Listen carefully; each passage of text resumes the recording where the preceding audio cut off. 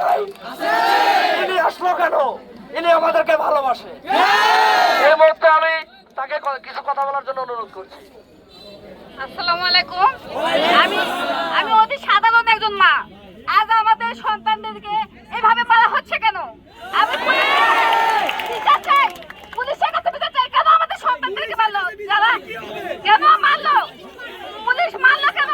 কোথাও আন্দোলন শুরু হলো আবু সাইদকে দিয়ে, কেন মারলো? আমাদের দেশে তো এত শৃঙ্খল সৃষ্টি হতো না, কেন দাঁড়িয়ে আমাদেরকে রাজাকার বলা হলো? আমরা কি রাজাকার? আমাদের সন্তানটা কি রাজাকার? রাজাকার বলা হলো কেন? এ থেকে আমার মনে অনেক ক্ষোভ। আমি সাধারণ, অতি সাধারণ। আজ আমার এর সন্তান, এদের সন্তানদের গায়ে কেন পুলিশ ছোড়া হলো?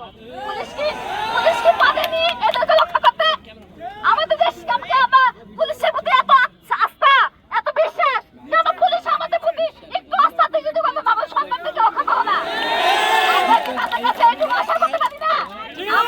আমরা কেন পুলিশকে বলি আমাদের পাশে পুলিশ, আমাদের আস্থা থেকে আমাদের পুলিশের প্রতি আস্থা হারিয়ে গেল।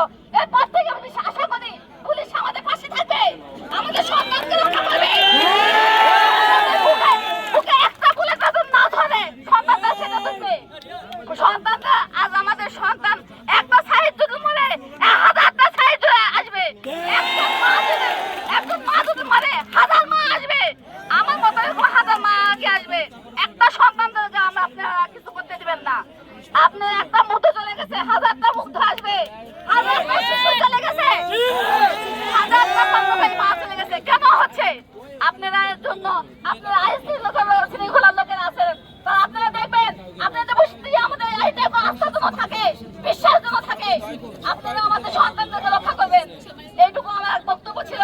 আমার সন্তানদের বুকে যেন একটা গুলি না লাগে, এটা আপনারা অনুরোধ থাকলো আপনাদের কাছে। এটা আপনারা দেখবেন আমার সন্তানরা, আমাদের সন্তানরা যেন সবাই নিরাপদ থাকে, ভালো থাকে। এরা যেন আবার আমাদের দেশে আমাদের ভবিষ্যৎ, আগামী দিনের ভবিষ্যৎ, এরা যেন আমাদের দেশটাকে রক্ষা করতে পারে ভালো করে। আপনারাও সেটা জানেন, আপনাদের সন্তানও আছে, আপনারা দেখবেন। আমি রাখি। আসসালামু আলাইকুম।